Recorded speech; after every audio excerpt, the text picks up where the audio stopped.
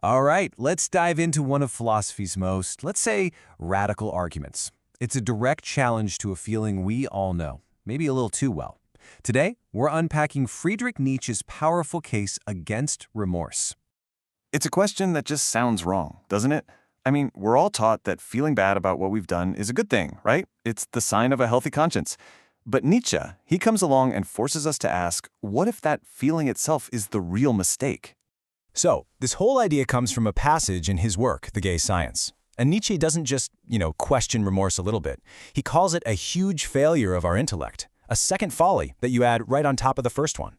And he is incredibly blunt about this. He basically sees remorse not as a solution, but as making things worse.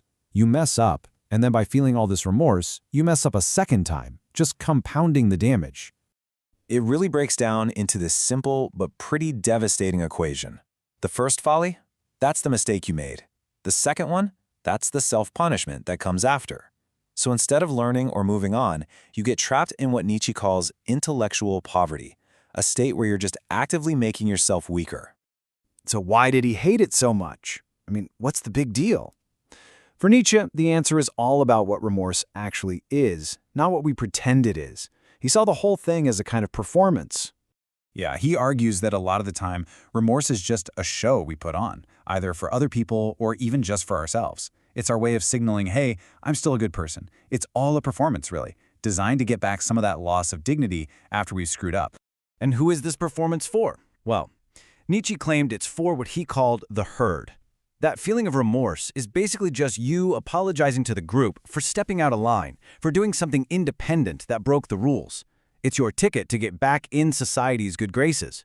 And this really sets up two completely different paths. On one side, you've got the common response, that theatrical apology to the herd, which he says leads to a kind of biological stagnation. You just get stuck.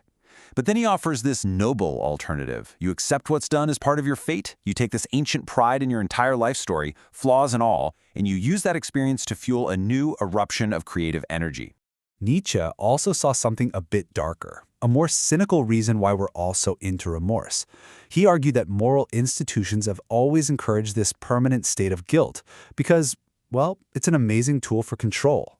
A guilty population is an obedient one. But here's the thing about Nietzsche.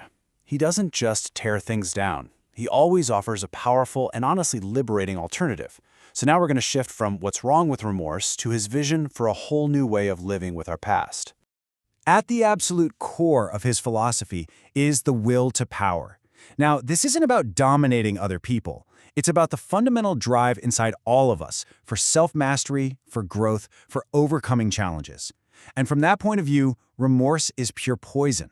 It shrivels the soul and actively fights against our drive to become stronger. So what's the other way? You treat your past actions, even the wicked ones, as unchangeable facts of your life. They are literally part of your story. And instead of feeling disgust, you should approach them with the pride of an artist who owns their entire body of work, all the flaws included. This all leads to one of his most famous concepts, amor fati, which means love of fate. The goal here isn't just to put up with your past mistakes. It's to actually love them as essential parts of what made you who you are.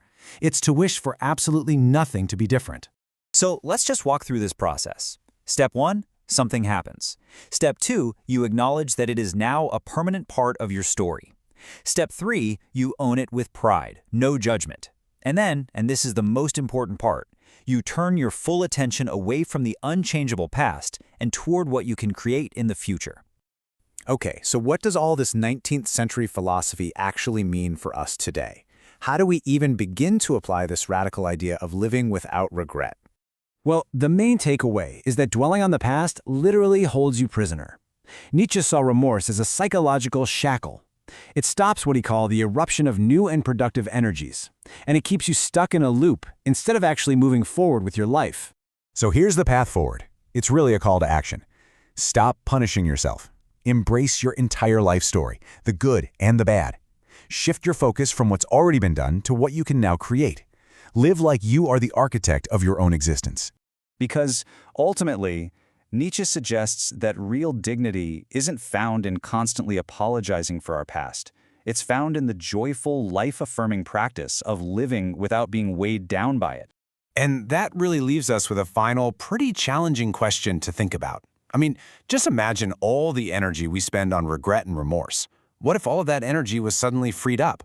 What could you build? What could you create if you were truly unshackled from your past?